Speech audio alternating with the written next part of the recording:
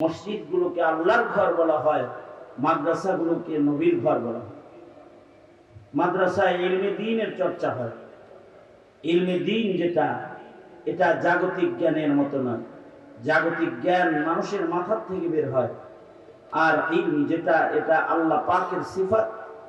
যুগে যুগে ইলম আল্লাহ তাআলা আকাশ থেকে জমিনে পাঠিয়েছেন। বাবা আদম থেকে শুরু করে আমাদের নবী আলাইহিস সালাতু ওয়াস সালাম পর্যন্ত যত নবী রাসূল পৃথিবীতে এসেছেন, সকলেই দুই জিনিস নিয়ে আগমন করেছেন।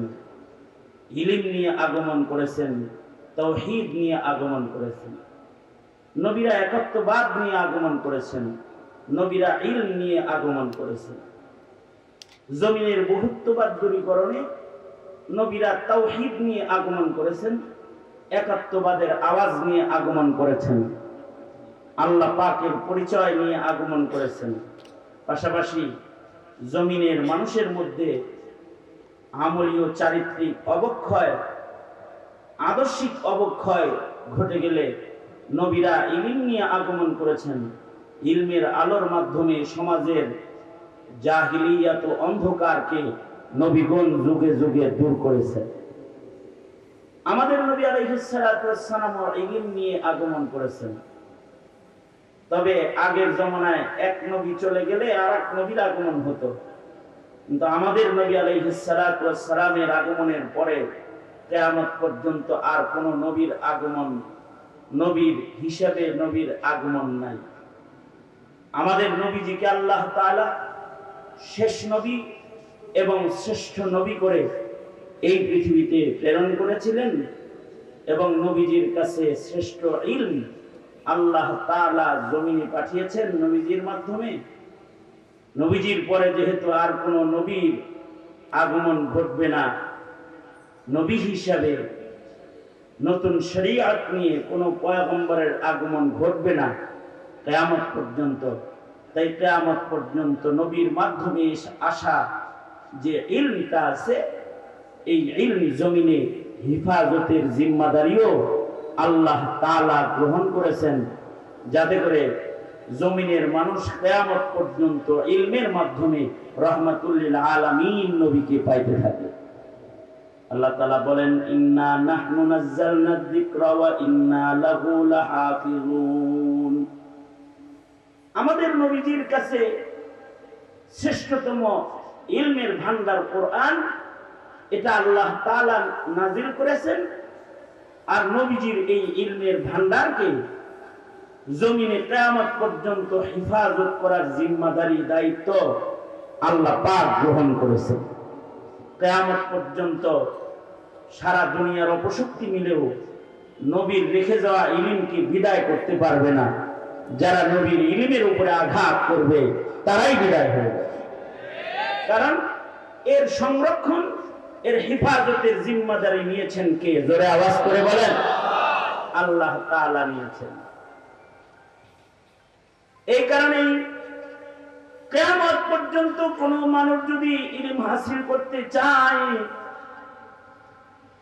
কিয়ামত পর্যন্ত কোন মানুষ যদি ইলমের বাহক হয়ে নায়েবে নবী হতে চায়, নবীর রেখে যাওয়া আমানতকে যদি কিয়ামত পর্যন্ত কোন মানুষ তাদের সিনায় নিতে চায়, তাহলে এই ইলম নিজের চেষ্টায় কেউ তার সিনায় আটকাইতে পারবে না। এমনকি খোদ মুহাম্মাদুর রাসূলুল্লাহ সাল্লাল্লাহু আলাইহি ওয়াসাল্লামকেও আল্লাহ তাআলা ইলম দান করেছেন। ইলম যেহেতু আল্লাহর সিফাত, আল্লাহর নূর, এ কারণে নবীজিকেও আল্লাহ তাআলা তালিম প্রদান করেছেন। বন্ধুগো, দামি নিয়ামত ইলম, আমার সিফাতকে যদি আপনি চান, তাহলে এই দামি নিয়ামতটা আপনি আমার কাছ থেকে চেয়ে নেন। আপনি চান আমার কাছে, আমি দিলে পাবেন, আমি না দিলে পাবেন না। আল্লাহ নিজে নবীজিকে দোয়া শিখাইছেন, অকুর রব্বি জিদনি ইলমা। বল বন্ধু, আপনি বলেন, রব্বি জিদনি ইলমা, ও আমার মালিক দয়াময় রব, প্রতিপালক, আপনি আমাকে ইলম বাড়ায়া দেন, আমার কাছে আপনি ইলম চান, কারণ আমি যাকে ইলম দান করব সে পাবে, আমি যাকে দিব না সে পাবে। এই কারণেই সমাজেও কিছু মানুষকে আলেম বানানোর জন্য মেহনত করা হয়, তাদেরকে আলেম বানানোর জন্য মান্যত মানা হয়, কিন্তু তারা আলেম হয় না, ইলম তারা পায় না। কিন্তু সমাজের এমন কিছু মানুষ আছে যাদেরকে জাগতিক জ্ঞানের জন্য ভর্তি করা হয়, কিন্তু আল্লাহ তাদের ইলম দিবেন, তারা জাগতিক শিক্ষাঙ্গনে রয় না, তারা ইলমের সন্ধানে দেশ থেকে দেশান্তর হয়ে যায়। শামসুল হক ফরিদপুরি রহমতুল্লাহের বাবা মা ওনাকে স্কুল কলেজেই ভর্তি করেছিলেন, কিন্তু উনি জাগতিক শিক্ষার জন্য মনোনীত না, ইলমে দ্বীনের বাহক হিসেবে, নায়েবে নবী হিসেবে মনোনীত। আল্লাহ তাআলা কলেজ থেকে বের করে ওনাকে শেখুল হাদিস আল্লামা আজিজুল হকের উস্তাদ বানিয়েছেন। এই জমিনে যত আলেম বাংলাদেশে আছে তাদের কিতাব খাতায় ওনার নাম লেখা হয়েছে। এই বাংলাদেশে করাচির হযরত রহমাতুল্লাহি আলাইহি উনি সফর করেছিলেন। ওনার প্রথম সফরে উনি যেদিন বাংলাদেশে এসেছিলেন, সেদিন শাহ হাকিম মুহাম্মদ আখতার রহমতুল্লাহি আলাইহি করাচির হযরত উনি বাংলাদেশের বিমানবন্দরে আসলে এই দেশের নায়েবে নবী আলেমরা ওনাকে ইস্তেকবাল দেওয়ার জন্য জিয়া আন্তর্জাতিক বিমানবন্দরে গিয়েছিল। শত শত আলেম ওলামারা যখন ওনাকে ইস্তেকবাল করেছে, তো উনি এয়ারপোর্টের দরজা দিয়ে বের হয়ে আলেমদের চেহারা আর তাদের সাজ দেখে বলতেছে যে এই জামাতের ভেতরে শামসুল হক ফরিদপুরির খুশবু পাওয়া যায়। আল্লাহু আকবার কবিরা। অর্থাৎ এই জামাতের এই সন্তানগুলা শামসুল হক ফরিদপুরির মেহনতের সন্তান বুঝাতে চেয়েছেন। অর্থাৎ আল্লাহ যাকে মনোনীত করে ফেলেন ইলমের জন্য, তাকে আল্লাহ তাআলা দূর থেকেও তাকে টেনে এনে আল্লাহ তাআলা আল্লাহর তোহফা ইলম দান করেন। আর আল্লাহ যদি না দেন তাহলে চেষ্টা করেও ইলমের মালিক হতে পারে না, ইলম হিফাজত তার দ্বারা হয় না, কারণ ইলম আল্লাহর দান। আল্লাহ যাকে দেয় তাকে আল্লাহ তাআলা ইলমের সিফাত দিয়া মুনাওয়ার করে দেয়, রঙিন বানায় দেয়। এ কারণে কিয়ামত পর্যন্ত যারা ইলম শিখবে তারা আল্লাহর কাছে দোয়া করবে, রব্বি জিদনি ইলমা, ওগো দয়াময় মালিক আপনি আমাকে আপনার ইলমের নূর দান করেন। এ কারণে আমাদের মাদ্রাসাগুলোতে ছোট ছোট বাচ্চারা যখন ইলম শিখার জন্য হাজির হয়ে যায়, তখন প্রথম তাদের মুখে এই দোয়া উচ্চারিত করা হয়, তুমি বলো রব্বি জিদনি ইলমা, ওগো আল্লাহ আপনি আমাকে ইলম দান করেন, আমার ইলম আপনি বাড়িয়ে দেন। মুহতারাম হাজিরিন, এই নিয়ামত আল্লাহ দিলে সে পায়।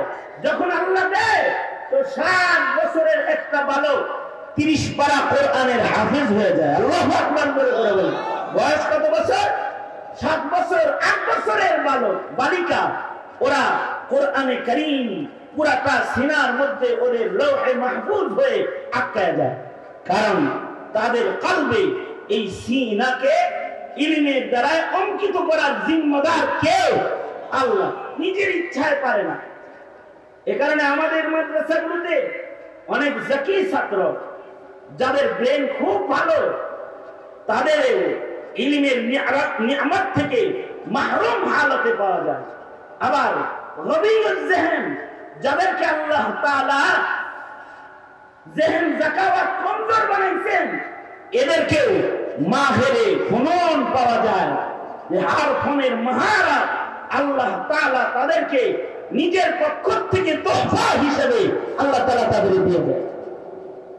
এ কারণে মান্নত মানে অনেক বাবা মায়, কিন্তু তার সন্তান আলেম হয় না। আবার দেখা যায় হাজার হাজার লাখ লাখ টাকা খরচ করে পড়াইতে পারে নাই, কিন্তু রিকশাওয়ালার ছেলে যাকাত খেয়ে, বোর্ডিং এর খাবার খেয়ে মুহাদ্দিস আর শেখুল হাদিস হয়ে গেছে। কারণ তাকে এই ইলম দান করেছেন আল্লাহ তাআলা। আর আল্লাহর নিজাম, আল্লাহ ইলমে দ্বীনকে আল্লাহর মনোনীত সিনার দ্বারাই হিফাজত করবেন কিয়ামত পর্যন্ত। জাগতিক জ্ঞান সংরক্ষণ হয়, জন্ম নেয় মানুষের মাথায়, হারায় যায় মানুষের কাছ থেকে, হিফাজত হয় খাতায় আর পাতায়। জাগতিক জ্ঞান সংরক্ষণ হয় খাতায় পাতায়, এটা হারায় যায়।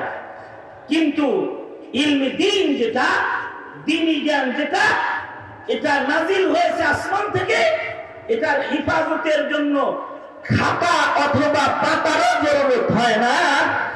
আল্লাহর দেয়া কলব, আল্লাহ তাআলা বান্দার কলবটাকেই ইলম হিফাজতের সিন্ধুক হিসেবে কিয়ামত পর্যন্ত ব্যবহার করতে থাকবে।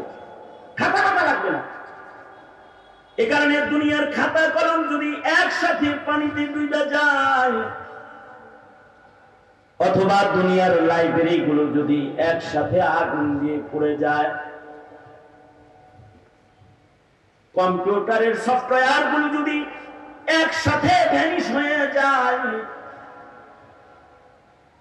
জাগতিক জ্ঞান হারায় যাবে, ডক্টরের দর্শন হারায় যাবে, ইঞ্জিনিয়ারিং দর্শন হারায় যাবে, জাগতিক গবেষণার সব তছনছ হয়ে যাবে, হারায় যাবে। আল্লাহ তাআলা এটাকে হিফাজত করবেন। শুধুই মাত্র কোরআন হিফাজত করবেন তা না, আল্লাহ তাআলা হাদিসও হিফাজত করবেন, ফিকহ মাসাইলও হিফাজত করবেন, সব হিফাজত হবে। এ কারণেই লাইব্রেরিতে যত ইলম আছে তার চেয়ে বেশি ইলম আমাদের আকাবিরদের সিনার ভিতরে আছে। ওরা আমাদের সিনার ভিতরে তার চেয়ে বেশি ইলম আছে। আমাদের পূর্বের আকাবিরদের সিনায়ও ইলম বেশি ছিল, খাতায় পাতায় কম ছিল। এই জমানার আলেমদেরও খাতায় পাতায় যতটা ইলম লিখিত আছে তার চেয়ে অনেক বেশি ইলম কলবের ভিতরে আছে।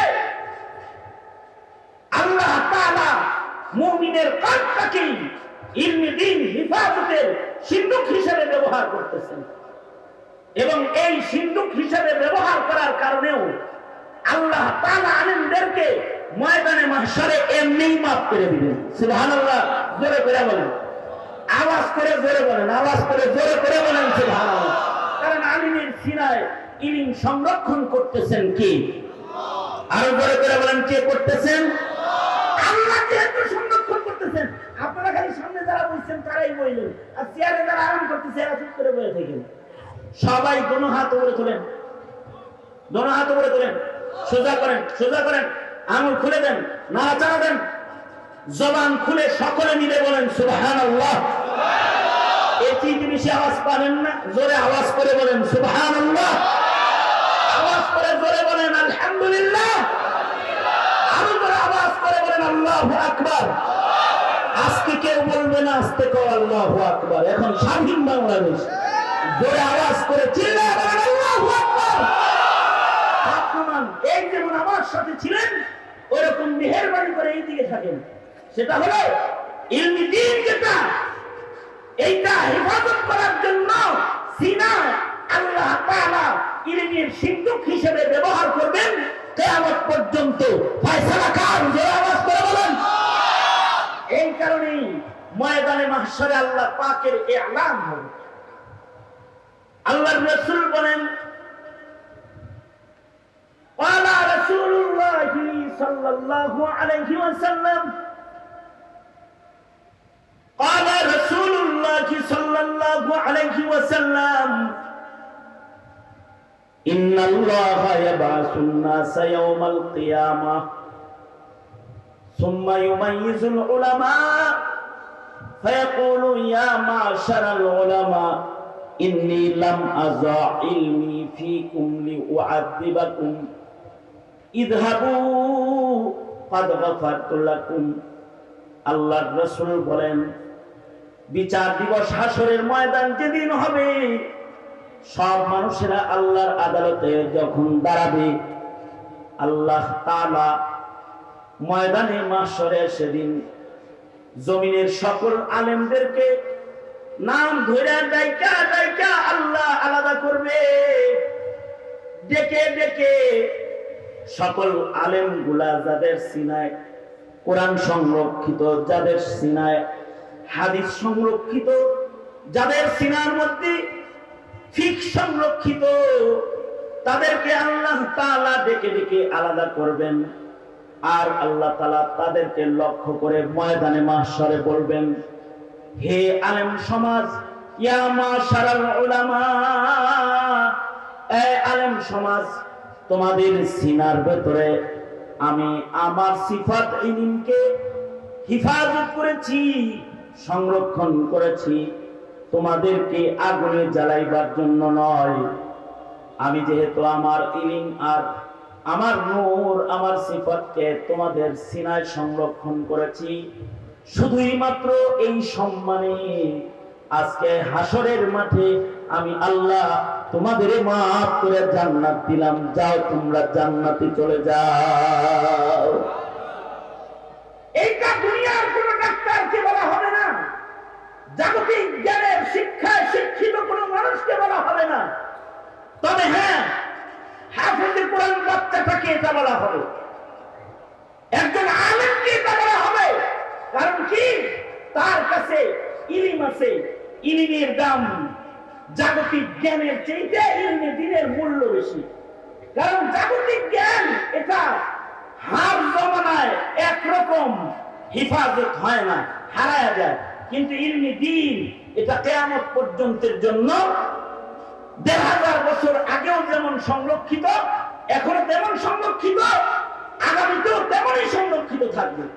এক সময়ের বিজ্ঞান যা আবিষ্কার করেছিল সেই বস্তুগুলাই এখন নাই, ওই বিজ্ঞানও এখন নাই। এক সময় হাত পাখার আমল ছিল, ছোটখাটো ফ্যানের আমল ছিল, ফ্রিজ ছিল না, এক সময় বিমান ছিল না, এক সময় অন্য কোনো কিছু ছিল।